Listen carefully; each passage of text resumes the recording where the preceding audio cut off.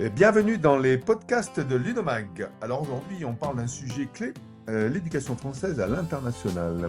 Dans un monde où les systèmes éducatifs sont en concurrence directe, le modèle français continue de s'exporter et même de séduire. Mais pourquoi cet engouement et surtout comment la France continue-t-elle de rayonner à travers ses écoles à l'étranger?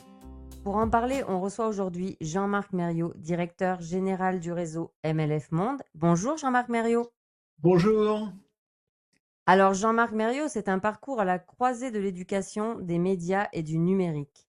France Télévisions, Univers Sciences, Réseau Canopé, Ministère de l'Éducation nationale, bref, une vision à 360 degrés des enjeux éducatifs d'aujourd'hui et de demain. Alors on va rentrer dans le vif du sujet, Jean-Marc. Concrètement, comment les écoles françaises à l'étranger participent-elles au rayonnement de la France de manière générale? La spécificité du modèle éducatif français à l'international repose sur sa spécificité qui est liée au fait que c'est un modèle porté par l'État, d'accord, à travers les ministères de l'Éducation nationale et le ministère des Affaires étrangères.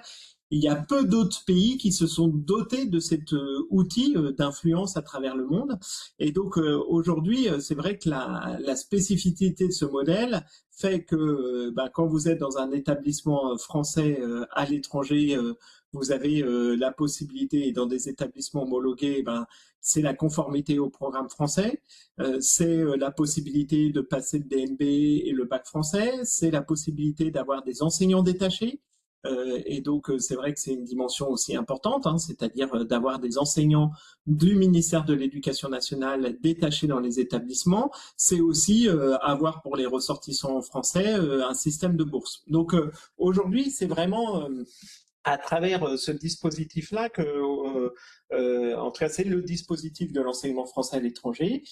Tout ça coordonné par un opérateur qui est un opérateur public, hein, qui est l'Agence de l'enseignement français à l'étranger, et donc à essayer d'avoir une certaine forme de politique coordonnée autour de l'enseignement français à l'étranger. Et donc c'est ça sa singularité aujourd'hui, qui lui donne une certaine puissance, on va dire, hein, puisque aujourd'hui, c'est près de 600 établissements dans le monde et ça scolarise plus de 400 000 élèves.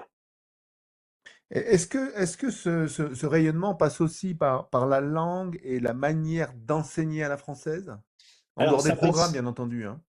ça passe bien évidemment par la langue et la culture. Il n'y a pas que la langue, il y a aussi la culture française et je pense que là-dessus, c'est vrai que c'est une dimension très très importante et c'est aussi la manière d'enseigner. C'est-à-dire qu'aujourd'hui, c'est vrai que l'excellence académique telle qu'elle est portée aujourd'hui dans les établissements français à l'étranger est aussi reconnue. Elle est reconnue par aussi le fait que nous avons, en tout cas l'enseignement français à l'étranger repose sur aussi une approche académique très forte. Et donc c'est cette approche académique qui lui confère aussi cette reconnaissance internationale. Alors aujourd'hui, il faut bien quand même prendre conscience que il y a une vraie évolution depuis les 20 dernières années, on va dire, c'est-à-dire qu'il y a une concurrence de plus en plus importante aujourd'hui dans l'enseignement français, dans l'enseignement international, puisque en 2000, il y avait 230 000 élèves qui étaient scolarisés, comme je vous le disais, aujourd'hui, il y en a pas loin de 400 000, donc c'est une vraie évolution.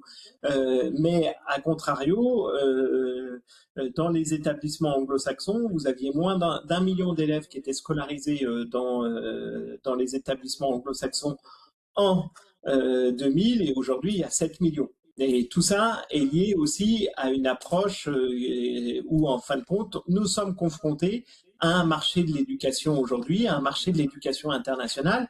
Et donc, la spécificité à la française, qui pendant longtemps a été un marqueur de la politique d'influence de la France, aujourd'hui est confrontée à un univers marchand, à un marché de l'éducation internationale. Et c'est ça aussi qui en fait, en tout cas, c'est face à cet environnement-là aussi qui est confronté l'enseignement français à l'étranger. Donc pour autant, le modèle éducatif français attire-t-il encore autant à l'international? On a parlé des modèles anglo-saxons, vous venez juste d'en parler, mais qu'est-ce qui va faire en fait la différence? Alors aujourd'hui, c'est tout le projet que nous portons à travers MLF 2030, c'est-à-dire qu'on pense que dans cet environnement concurrentiel, il faut porter une troisième voie, c'est d'aller chercher le meilleur de ce qui se fait dans l'enseignement français international, en particulier tout ce qui est en lien avec l'approche par les disciplines et la dimension aussi qualitative et l'excellence académique, et de l'autre côté, de pouvoir aussi s'appuyer sur ce qui fait la richesse d'autres modèles éducatifs, parce que les parents sont aussi en demande de ce type d'autres modèles éducatifs. Et ça repose sur quoi? Ça repose par exemple sur une approche par les compétences, beaucoup plus marquée dans d'autres systèmes éducatifs. Donc comment on est amené à identifier, à valoriser, à certifier des compétences aujourd'hui. On sait que le système éducatif français est voilà, pas le plus avancé dans ce domaine-là, et donc à nous de porter aussi cette ambition qu'on peut avoir sur les compétences. C'est la question autour du plurilinguisme, même si aujourd'hui les questions en lien avec le plurilinguisme sont très présentes dans nos établissements. Il faut encore aller plus loin et encore plus porter le plurilinguisme et la qualité de l'enseignement des langues que nous sommes amenés à proposer aujourd'hui. Et donc ça, c'est un enjeu absolument crucial pour nous. Au-delà de ça, c'est permettre l'engagement des élèves. Et l'engagement des élèves, ça passe par le déploiement d'une politique autour d'une citoyenneté locale et d'une citoyenneté mondiale, de faire bien prendre conscience que nos élèves s'inscrivent dans un environnement globalisé aujourd'hui, et il faut les préparer à cet environnement-là. Ça repose aussi sur des dispositifs qui sont en lien avec le pilotage pédagogique de nos établissements. C'est pour renforcer l'efficience de notre système. On sait très bien, et ça a été montré par toutes les études internationales aujourd'hui, que l'efficience d'un système repose beaucoup aussi sur la capacité qu'ont les enseignants à travailler ensemble, comment on organise en fin de compte nos enseignements et nos établissements différemment, et en renforçant ces temps d'échange, ces temps de partage. Voilà, il y a plusieurs piliers aujourd'hui qui doivent nous permettre de renforcer l'attractivité de nos établissements vis-à-vis des familles, et d'aller chercher voilà, ce qu'ils peuvent se trouver dans d'autres systèmes, mais en réaffirmant les forces du système éducatif français, en s'appuyant également aussi sur d'autres approches en matière de pilotage pédagogique pour renforcer l'efficience de notre système. D'accord. Donc on parle de la stratégie, hein, MLF 2030. On a vu qu'il y a plusieurs points qui intègrent cette stratégie. Est-ce qu'il y a des chantiers particuliers en dehors du plurilinguisme, comme vous l'avez dit, rapprochement avec les familles? Est-ce qu'il y a des investissements qui sont prévus et des pays qui sont à conquérir, ou c'est quoi en fait exactement la stratégie? Quels sont les chantiers prioritaires qui vont être donnés dans cette stratégie?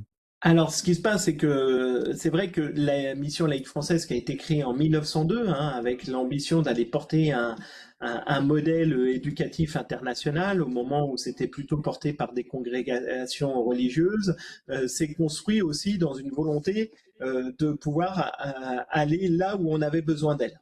D'accord? Et c'est comme ça que l'association s'est pensée dans un premier temps, et donc elle s'est développée beaucoup dans le pourtour méditerranéen avant tout. Et dans cette logique-là, c'est vrai que la stratégie telle qu'on va la porter dans les prochains mois et dans les prochaines années, c'est aussi de renforcer aujourd'hui notre présence sur le territoire, en tout cas sur le continent africain. Pourquoi? Parce que, comme vous avez pu peut-être le constater à travers les derniers rapports de l'Organisation internationale de la francophonie, d'ici 2050, il y aura près de 800 millions de locuteurs français, et que 95% seront sur le territoire africain, et que la raison sociale de l'association, c'est le développement de la langue et de la culture française. C'est pas spécialement de faire que de l'enseignement français à l'étranger homologué. Et donc la question pour nous, c'est réellement de continuer à porter cette mission telle qu'elle a été pensée en 1902, et d'aller sur des territoires dont on peut accompagner le développement. On l'a fait jusqu'à maintenant dans plein de territoires, et c'est d'aller continuer sur cette ambition-là. Donc c'est pour ça qu'à travers ce modèle aussi qu'on est en train de proposer, on va chercher à l'essaimer à travers en particulier le continent africain, pas seulement, mais ça va continuer aussi une terre de développement très important, territoire sur lequel nous sommes déjà présents à travers le Maroc est aussi la porte d'entrée sur l'Afrique, à travers la Côte d'Ivoire, à travers le Gabon, et voilà. Et notre ambition, c'est vraiment de continuer à accompagner ce continent. Ça passe par plus d'écoles, plus de partenariats avec des acteurs locaux, une transformation peut-être de la façon de faire en profondeur ou... Bah, ça va passer par plus. C'est pas certain que ça soit des établissements en pleine responsabilité qu'on va chercher à développer, hein, parce qu'il y a plusieurs statuts chez nous aujourd'hui dans nos établissements. Il y a des établissements en pleine responsabilité, des établissements partenaires, des écoles d'entreprise. C'est vrai que demain, on va plutôt être amené à accompagner beaucoup plus les établissements partenaires dans le renforcement de la qualité aussi des enseignements qui sont amenés à pouvoir proposer.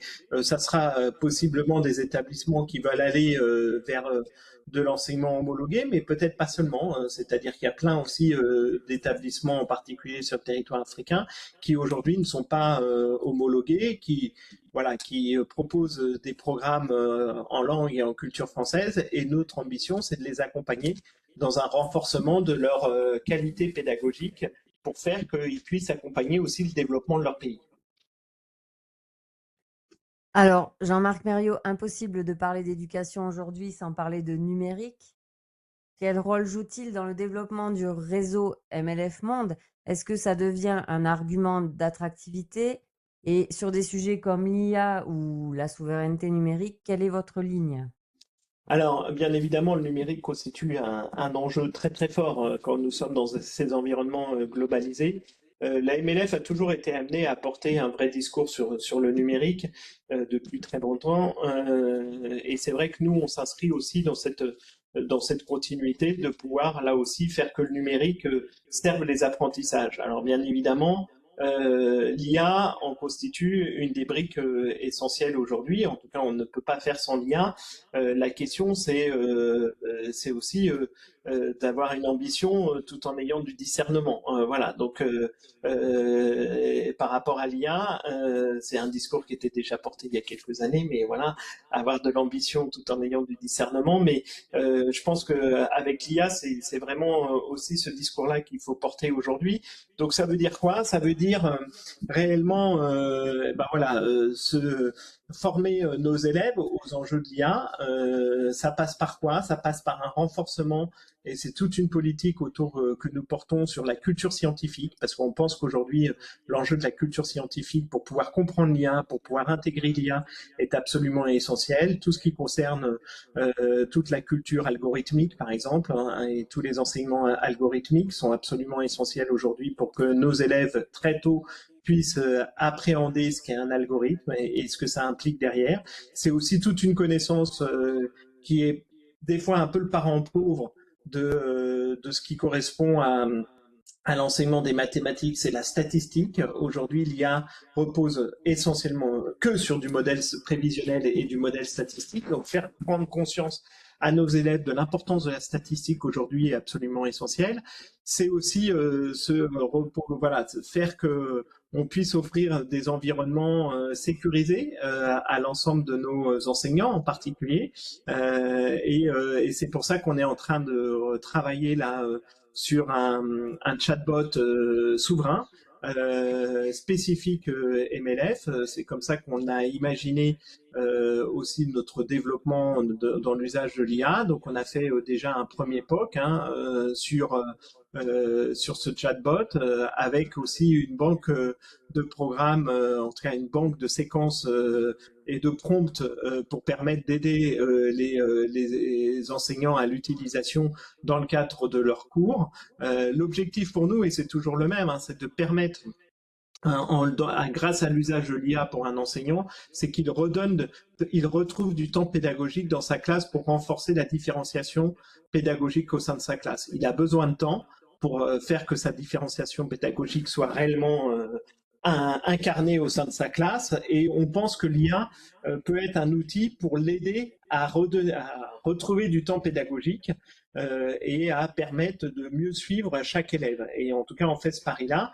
Donc, c'est comment on accompagne aussi les enseignants dans cette perspective-là. Donc c'est plein de sujets, bien évidemment, qui sont très importants pour nous. On est aussi dans le cadre du pilotage, dans un renforcement de l'usage de l'IA, en particulier dans le pilotage pédagogique. Par exemple, on a développé un outil qui nous permet aujourd'hui d'utiliser toutes les évaluations nationales et ainsi d'avoir une cartographie établissement par établissement et ainsi identifier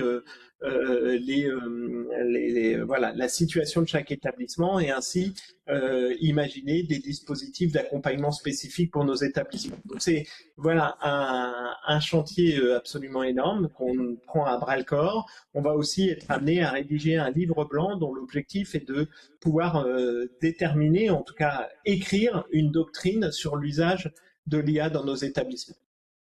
Dans les établissements en Asie, on voit l'usage des STIAM, hein, donc on a parlé des sciences, des mathématiques qui étaient importantes dans le réseau. Est-ce que vous avez aussi une stratégie de développement de labos sur les STIAM? Parce qu'on sait que le codage, on sait que la robotique, c'est l'avenir en fait des métiers de demain. Est-ce que le réseau MLF Monde s'investit là-dedans en matière de numérique? Alors totalement, c'est-à-dire que moi je suis très un adepte fort d'Estiam. Vous avez rappelé tout à l'heure mon parcours et en particulier j'avais initié un des premiers Fab Labs en France à Universcience, hein, à la Cité des Sciences et de l'industrie, et donc cette approche des labs dans les établissements est absolument essentielle. Elle est essentielle à plusieurs égards. Elle est essentielle pour renforcer la culture scientifique de nos élèves et pour leur renforcer leur appétence dans le domaine scientifique. Et c'est vrai qu'en faisant, on a une capacité à appréhender les enjeux scientifiques différemment. Au-delà de ça, c'est aussi une formidable capacité à pouvoir développer ces fameux soft skills, c'est-à-dire de la créativité, de la collaboration. C'est vraiment là aussi être en capacité d'utiliser ces laboratoires pour développer d'autres types de compétences. Donc moi je suis un fervent adepte de cette politique des SIAM. C'est pour ça que on a lancé toute une stratégie STIAM et en particulier on a lancé des appels à projets, en tout cas dans tout notre réseau pour déployer une stratégie autour des sciences, des technologies. J'intègre aussi bien évidemment les arts, hein, parce que c'est aussi un élément aujourd'hui dans la politique des STIAM important, informatique, mathématiques, et tout ça doit vraiment intégrer pleinement la stratégie de nos établissements. Et on sait par exemple qu'aux États-Unis, hein, parce qu'il faut se rappeler d'où vient les STIAM, hein, ça avait été lancé par Barack Obama au début de son mandat en tant que président des États-Unis, et il avait impulsé une vraie stratégie à l'époque autour des enjeux des STIAM. Écoutez, merci beaucoup Jean-Marc pour cet échange passionnant sur la stratégie 2030, hein. Donc il y a quand même une date, hein, 2030. Donc là, il reste plus que 4 ans, hein, pour affirmer tout ça.